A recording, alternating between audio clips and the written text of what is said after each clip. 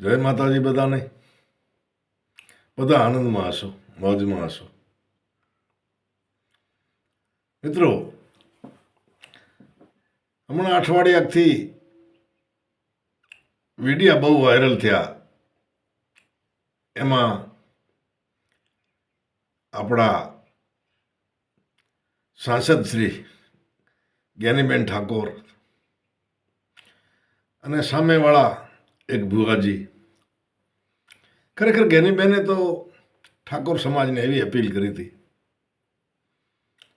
કે શિક્ષણમાં ધ્યાન આપો, બાળકોના શિક્ષણ પાછળ, દીકરીઓને ભણાવો, દીકરાઓને ભણાવો, અંધશ્રદ્ધામાં ન માનો.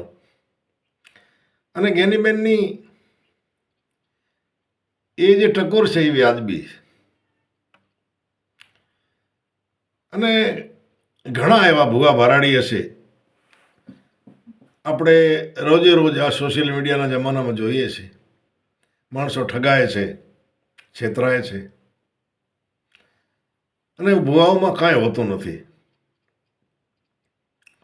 પણ ઘણા એવા ભૂવા છે જે એમને કોઈ દેવ પ્રસન્ન હોય, કોઈ પૂર્વજની કૃપા હોય, કોઈ દેવની કૃપા હોય, કોઈ હનુમાનની હોય, કોઈ ક્ષેત્રપાળની હોય, કોઈ ગોગ મહારાજની હોય, કોઈ દેવી શક્તિની હોય.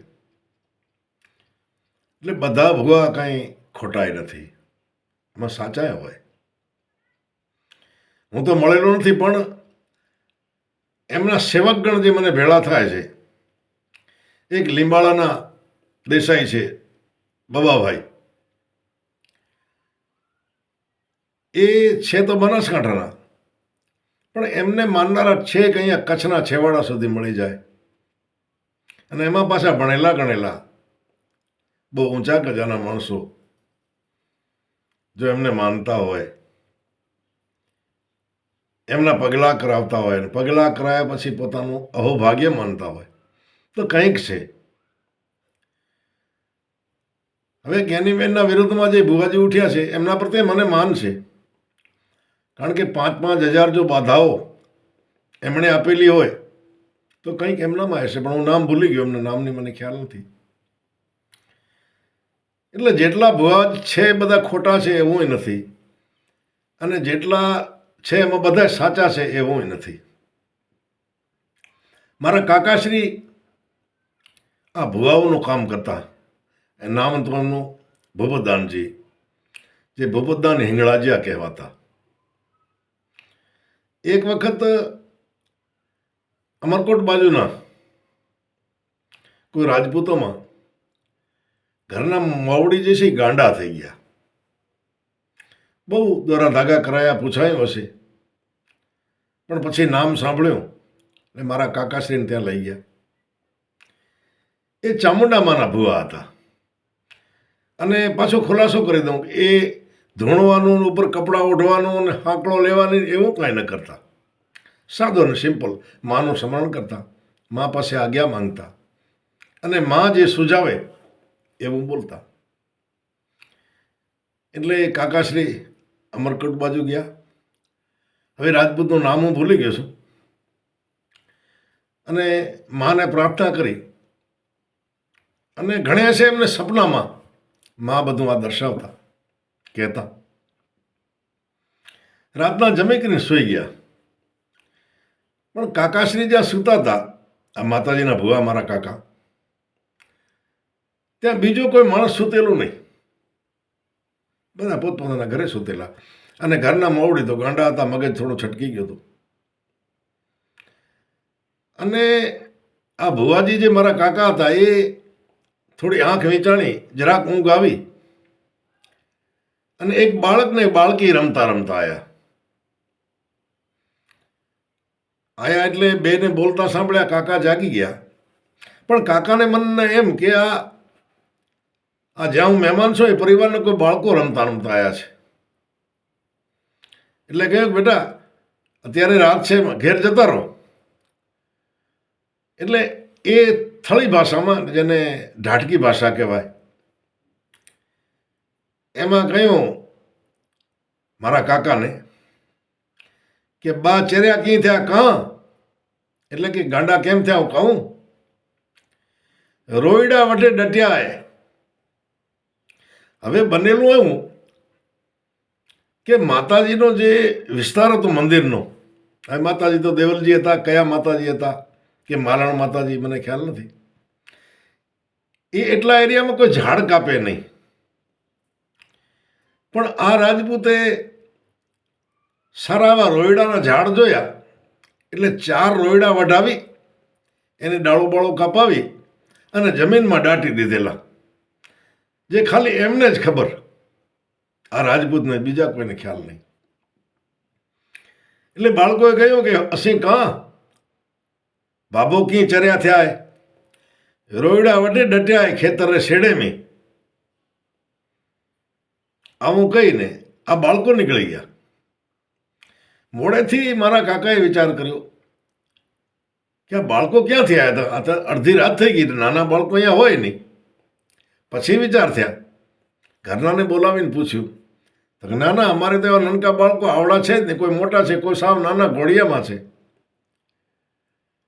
અને કાકાએ સવારમાં કહ્યું કે તમારા ખેતરના શેઢે જો કોઈ રોયડા દાટેલા ઝાડ તો નથી. અને મિત્રો 4 ઝાડ સૂકા લાંબા લાંબા રોયડાના આ બારે કાઢ્યા અને એ રાજપૂત સાજા થયા. એટલે એ ભુવાની કરામત નથી હોતી, પણ એમને જે દેવ પ્રસન્ન છે એ દેવની કરામત હોય છે. આજે રાજસ્થાન, ગુજરાત, અહીંયા કચ્છ, કાઠિયાવાડ, ઘણી જગ્યાએ ભુવા હોય. બધાએ સાચા એ નથી, બધાએ ખોટા એ નથી. અને માતાજી તો હોય ભાઈ, હાજરા હજુર હોય, એનો આપણે વિરોધ કરી જ શકીએ નહીં. પણ અમુક માતાજીઓ જે નવી બનાવી બેઠા છે, જે માતાજીઓનો ક્યાંય ઉલ્લેખ જ નથી, એમાં જ્ઞાનીબેન સાથે હું સંમત છું કે માતાજીનો ઇતિહાસ નથી, ક્યાં જન્મ્યા, ક્યાં મોટા થયા, કેવા કેવા પરચા આપ્યા. એટલે એ બાબતમાં બાકી હવે જ્ઞાનીબેને સમજતા હશે કે આ ભુવાઓનો વિરોધ કરીને બધાએ ભુવા કંઈ ખોટા નથી, ઘણા બધા સાચા હોય છે અને દેવી શક્તિ હોય છે. મને એક જૂની વાત યાદ આવે, અમારા જ ચારણકુળમાં એક લાધી ગાંગડી, એને જોગમાયા ગણો કે જોગમાયાના ભક્ત ગણો, પણ કહે છે કે પોતાનો માલઢોર રાખી અને વઢિયારમાં આવેલા એ પ્રદેશ ઉપર રાધનપુર નવાબનો શાસન. નવાબની કોઈ કાન ભંભેરણી કરી, નવાબ ઘોડે ચડી આવ્યા અને આ લાધી ગાંગડી જે છે એમના પરિવારને કંઈક ઓછો વધતો જરાક બોલ્યા. એમાં થોડો વાદ વિવાદ વધ્યો એટલે એ નવાબે કહ્યું કે તું એટલી બધી બાઈ જો પહોંચેલી છે અને સાક્ષાત માતાજી તારાથી જો વાતો કરે છે તો કહી દે મારું મોત ક્યારે. અને લાધી ગાંગડીએ કહ્યું કે નવાબ સાહેબ, મહિના દિવસ પછી આપું કે નજીકમાં આપી દઉં?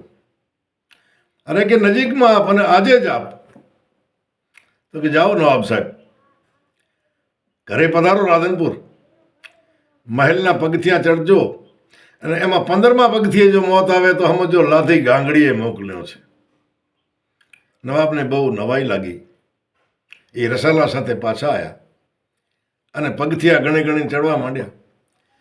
મિત્રો, બનેલું આવું કે નવાબના હાથે પોતાના જે કુટુંબી ભાઈની હત્યા થઈ ગયેલી.